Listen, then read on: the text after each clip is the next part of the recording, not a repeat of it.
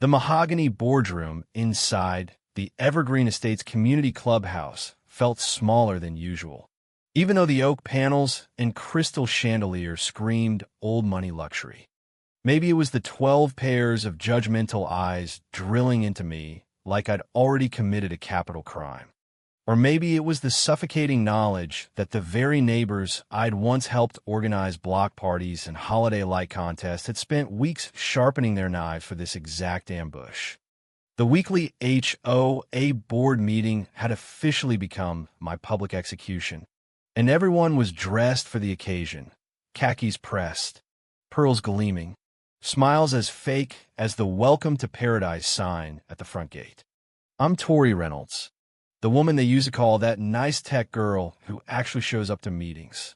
At least they did until the moment they decided I was a walking liability to their precious traditional suburban values.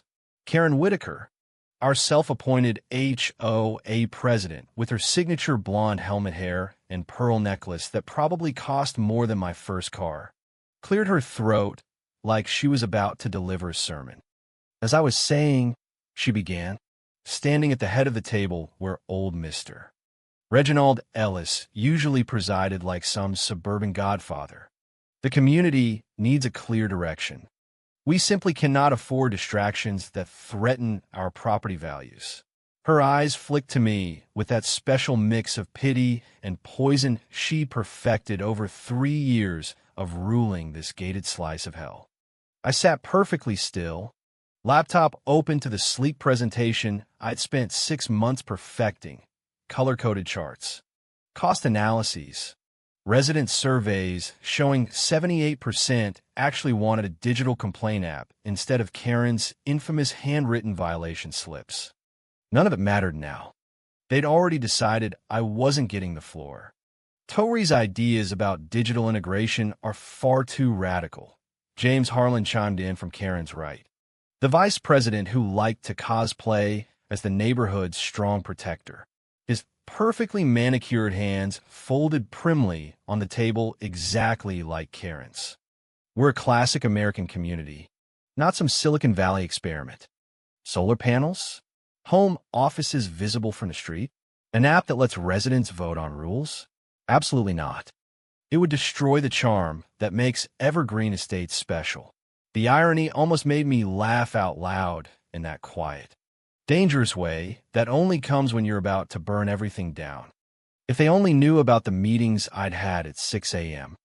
this morning in a nondescript downtown office, about the stack of legal papers sitting inside my briefcase that would quietly rewrite the entire neighborhood's future while they were still arguing about mailbox colors. Mr. Ellis cleared his throat, silver hair catching the afternoon light streaming through the fake plantation shutters. Perhaps we should put it to a vote, he said, voice dripping with that signature disappointed father tone he'd honed over decades of playing HOA King. All in favor of removing Tori Reynolds from the board and issuing an immediate $5,000 fine for repeated disruption of community harmony. Hands rose around the table like synchronized swimmers. Karen shot up first, of course, manicured nails flashing. James smirked like he'd just won the lottery.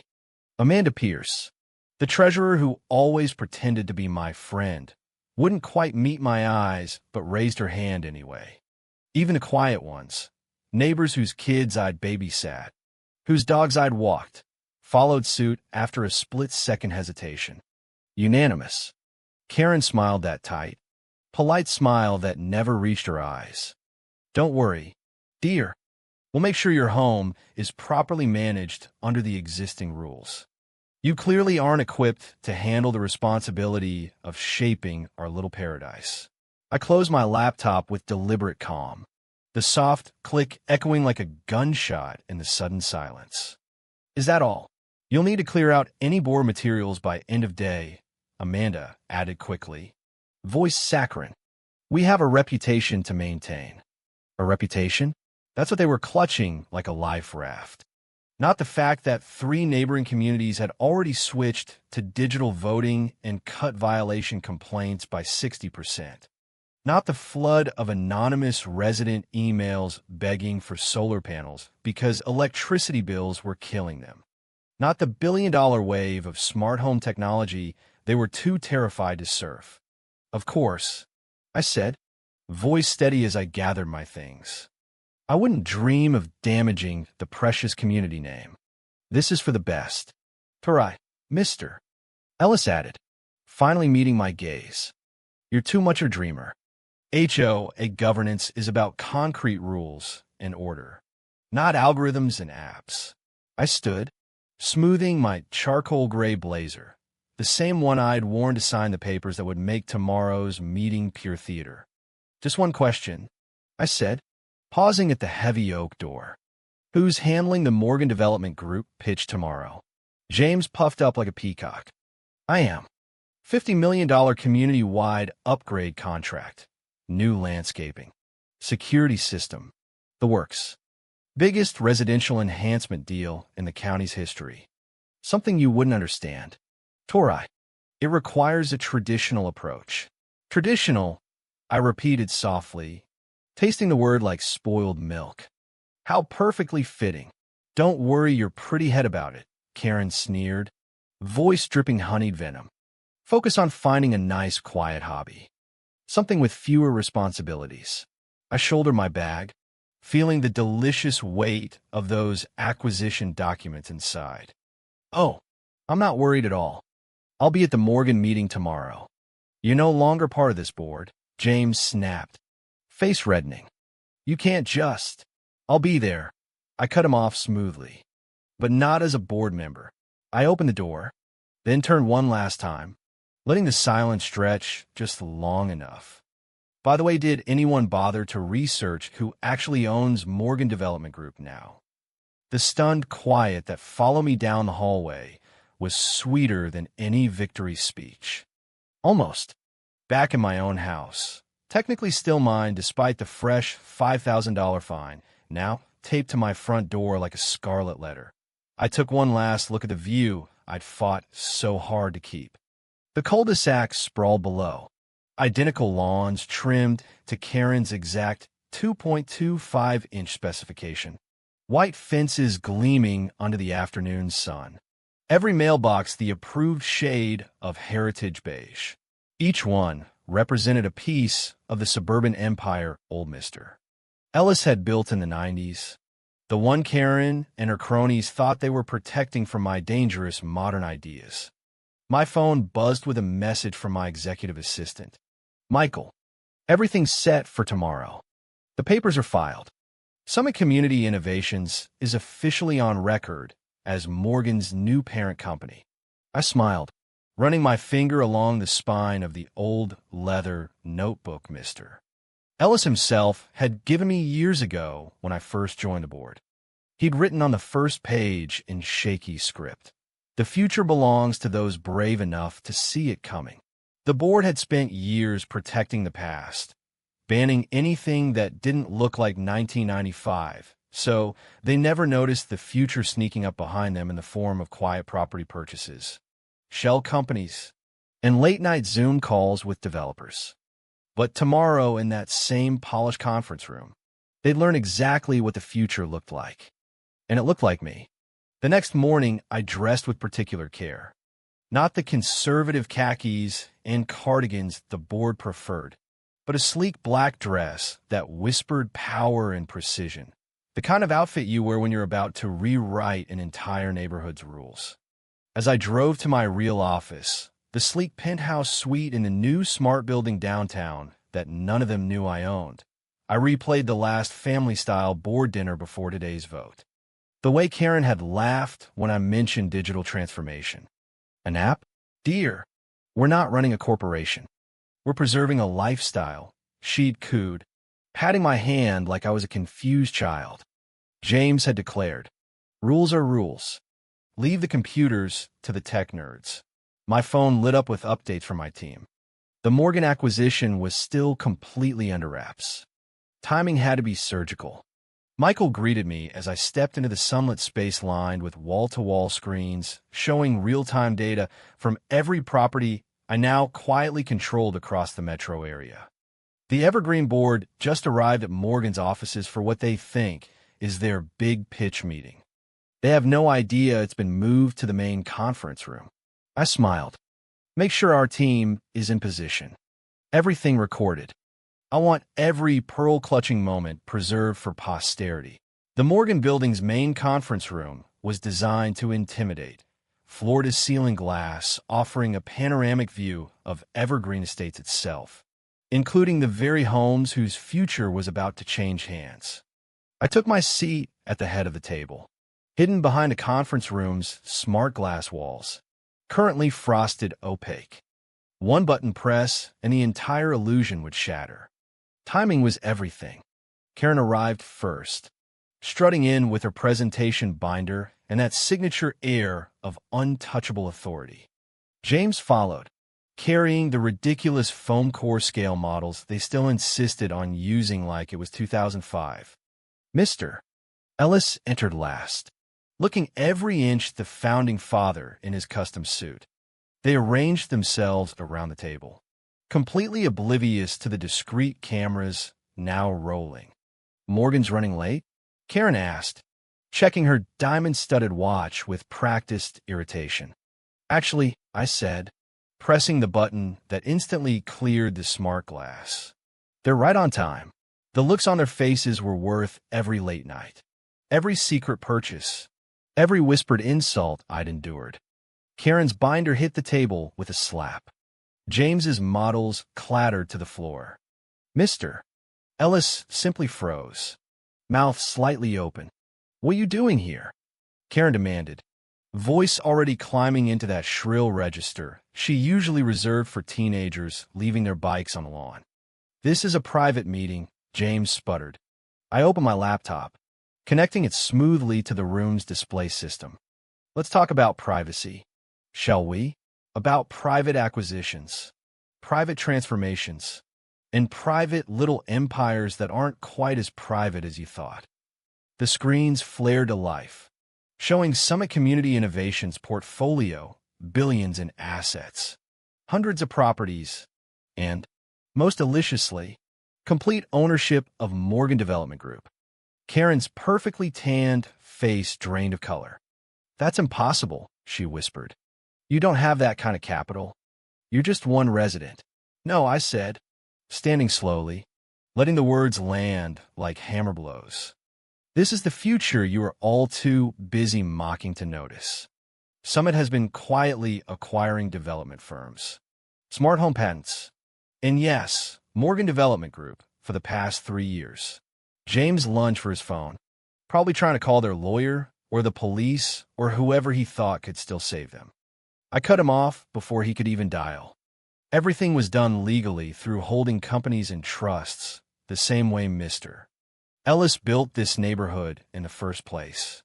I just did it digitally, the same way you all voted me out yesterday, using the very bylaws I helped update 3 years ago. Mr. Ellis stood slowly, voice barely above a whisper. "Why, Tori? Why go behind our backs like this?" "Behind your backs?" I laughed softly, the sound carrying every ounce of 3 years of swallowed insults and ridiculous fines. "I try to do this with you." I presented the digital app, the solar incentives, the EV charging stations that would actually raise property values instead of tanking them with outdated rules. "You all voted no. You voted me out. So I did it myself." The door opened and Morgan's executive team, my executive team now, filed in, nodding respectfully as they took their seats. Karen's eyes darted around like a trapped animal. "Ladies and gentlemen," I addressed the room, voice calm, but carrying that edge of steel I'd been sharpening in silence. "Today's meeting isn't about a pitch. It's about an announcement. Summit Community Innovations is launching the largest smart neighborhood transformation in suburban history, starting with every current Evergreen Estates contract and rule set." The room exploded. James was shouting something about loyalty and bylaws. Amanda had actual tears smearing her mascara. Karen's pearl necklace looked like it was choking her. Mr. Ellis just stared at the numbers scrolling across the screens. Real-time cost savings, Resident satisfaction projections. Projected property value increases of 23% once the ridiculous rules were modernized. You can't take our contracts, Karen finally managed. Voice cracking. We have agreements. Actually, I said, sliding a thick folder across the table. I can. Most of your vendors and a growing number of residents have already agreed to transfer. They prefer real-time digital enforcement, cost-saving solar integration, and rules that don't fine you for having a visible laptop in your window. Karen's face twisted into something ugly. This will destroy the community. No, I corrected gently, the dark humor bubbling up despite everything. This will force it to evolve. You have two choices: adapt to the 21st century, partner with Summit, and learn how modern neighborhoods actually thrive or become obsolete. Watch your precious property values drop, while every smart homeowner switches to a community that isn't run like a 1950s dictatorship. If we refuse, Mr. Ellis asked quietly, the first crack in his armor finally showing. I smiled the same small smile he used to give me when he explained why my ideas wouldn't work. Then watch as every major contractor you depend on switches allegiance. Your choice. The next 72 hours unfolded exactly as I'd orchestrated. Evergreen Estates' internal message board, still analog because Karen hated change, lit up with panic. News of the Morgan deal leaked strategically. Stock in the management companies they relied on plummeted. Client after client, vendor after vendor, announced they were moving to Summit's platforms. The most satisfying part? Residents who'd been terrified to speak up started posting photos of their secret solar panels and EV chargers, tagging finally free from Karen. I sat in my downtown office watching multiple screens track the beautiful chaos. Another notification pinged. 3 more homeowners had formally requested transfer of their HOA management. Michael's voice came through the intercom. Mr. Ellis is in the lobby. No appointment. I checked the security feed. The once Imperial founder stood there looking suddenly small. No power suit today. Just an old man realizing the ground had shifted under the empire he'd built. Send him up. The office fell silent as he entered. His eyes swept the holographic neighborhood models. The wall of live data feeds showing every blade of grass and every kilowatt saved. This is quite an operation, he said finally. It's what I tried to show you 3 years ago, I replied, not offering him a seat. When I first proposed digital integration. When I showed you the future instead of clinging to the past. He nodded slowly, shoulders slumping. The board is meeting tomorrow. Emergency session. They're concerned. They should be. I pulled up the latest acquisition. Summit just purchased Peterson Landscaping, the company that's been your exclusive contractor for 15 years.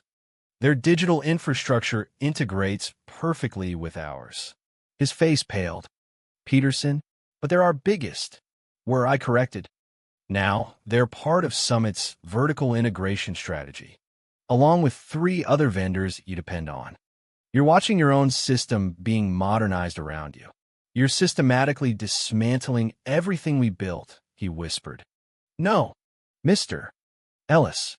I'm building something better, something that should have included Evergreen Estates if you'd all just listened instead of laughing.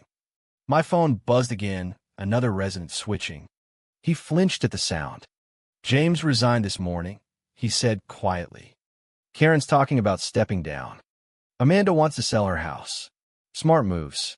Their property values are about to drop another 15% by next week if they keep fighting.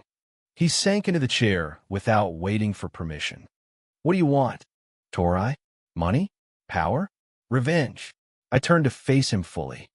I want what I've always wanted, to modernize this community, to bring it into the digital age, to build something meaningful instead of clinging to outdated rules because that's how we've always done it. A notification popped up on the main screen. Our stock jumping another 12% on the Peterson News. Mr. Ellis stared at it like it was written in a foreign language. The board, they're considering merger possibilities, he said carefully. I smiled. You mean they're hoping Summit will absorb Evergreen and save them from becoming completely obsolete? Would you consider it? Two conditions, I said, sliding the document I'd prepared weeks ago across the desk. First, complete digital transformation. No compromises. No traditional holdouts. No more fining people for grass being 2.3 inches instead of 2.25. Second, I met his eyes directly. I run it. All of it. No more Karen-style votes. No more board interference. No more dismissing ideas because they threaten someone's fragile ego. The board won't like that. The board doesn't have a choice. In 3 months, Summit will control 60% of smart community management in the county. In 6 months, any neighborhood still clinging to paper violation slips will be locked out of major contracts and insurance discounts. You could be part of that future or watch it happen from the sidelines while your residents move to communities that actually value them. He stared at the document for a long moment, the weight of decades pressing on his shoulders. You planned all this from the beginning. No, I corrected softly. I plan to do it with you. With all of you. You chose to make me do it without you. My phone buzzed again. Pictures from Karen clearing out her HOA office. Pearl necklace still clutched like a talisman. Funny how karma works when the rules you weaponized suddenly apply to you. If we agree, he said slowly, what happens to the community, to the people? That depends on them. Amanda's actually quite good at project coordination when she's not busy undermining everyone. James, well, he should probably explore opportunities outside neighborhood politics. And Karen, I'll let the silence answer for me. And you? He asked, voice almost pleading now. Yes. You get to decide if you're ready to learn from the woman you voted out. To admit that maybe the radical one actually knew what the future looked like. He stood, straightening his jacket with that nervous gesture I'd never seen before. The board meets at 9 tomorrow. I know. I own the building they're meeting in. As he turned to leave, he paused at the door. Your grandfather, the original developer, he would have been proud. He left me his private journals. I revealed quietly. He wrote about wanting to modernize, about seeing beyond the fences. You were all too busy protecting his old methods to realize you were betraying his actual vision. The door closed softly behind him. I turned back to my screens, to the empire I'd built while they thought I was just sulking in my living room. A message popped up from the team. Morgan Project groundbreaking ceremony next week. Press wants to know if Evergreen Estates will be mentioned. I thought about the neighbors who'd been fined into silence, about the ridiculous rules that turned friends into enemies, about the future Mr. Ellis had once dreamed of before fear took over. Yes, I typed back. Tell them it's a story about evolution, about how sometimes you have to tear down the old foundation to build something stronger. Because real success isn't just proving the Karens wrong. It's proving yourself right. And sometimes the sweetest revenge isn't destruction. It's creation. The family that voted me out, they'd learn that lesson tomorrow. And every day after, as they watch their quiet, problem resident reshape an entire neighborhood while their own power crumbled like cheap HOA drywall. I picked up Mr. Ellis's old journal, flipping to his final entry. The future belongs to those brave enough to build it. Looking out over the city skyline, at the cranes now bearing my company's logo and the neighborhoods already switching to Summit's digital platforms, I allowed myself one real smile. The future belonged to me now. And the Karen who thought she owned the rules? She was about to learn that the only rule that ever mattered was the one she couldn't control: change. 3 days later, the groundbreaking ceremony for the new Smart Community Center drew a bigger crowd than any HOA potluck in history. Residents who'd been afraid to speak up for years now openly carried signs thanking the woman who finally stood up. Karen showed up anyway, Pearl still in place, trying to smile for the cameras like nothing had happened. But when the mayor publicly thanked Summit for saving evergreen estates from obsolescence, her face did that thing. Lips twitching, eyes darting.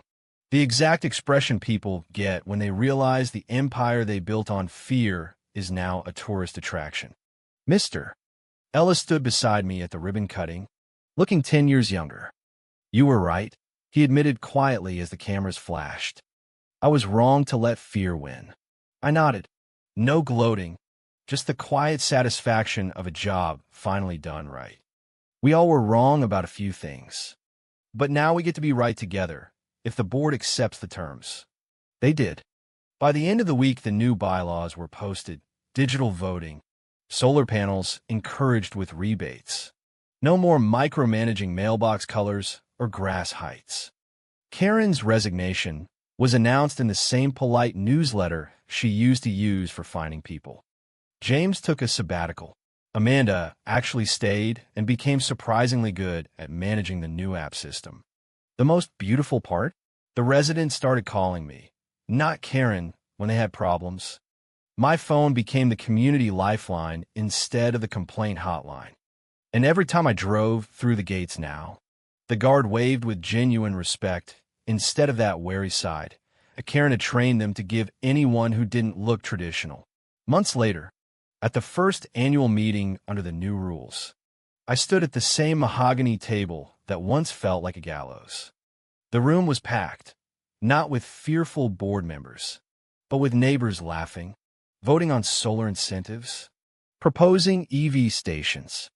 Karen sat in the back row, no longer president, no longer wearing the pearls like a crown. She caught my eye once. I gave her the smallest nod, the same polite smile she used to give me right before she fined me for disrupting harmony. She looked away first. Outside, the neighborhood looked the same on the surface, manicured lawns, white fences, but underneath, it was alive. Solar panels glinted on rooftops. Kids rode bikes without fear of violation slips. People actually talked to each other instead of reporting each other. And in the middle of it all stood the community center with my name on the donor plaque. Not because I needed credit, but because sometimes you have to tear down the old rules to build something that actually worked for everyone. I closed Mr. Ellis's journal for the last time and slid it into my desk drawer. The future had arrived, and it looked exactly like the neighborhood we were always meant to have: modern, fair, and finally free from the one woman who thought she could control it forever. The Karen who started the war got exactly what she deserved: a front row seat to the future she tried to stop. And the quiet resident she tried to silence? She didn't just win. She rewrote the entire story. Sometimes the best revenge isn't loud. It's patient, precise, and completely unstoppable. And in Evergreen Estates, that revenge now lives in every smart home, every happy resident, and every rule that finally makes sense. The HOA Karen thought she owned the neighborhood. Turns out the neighborhood decided it was time to own itself.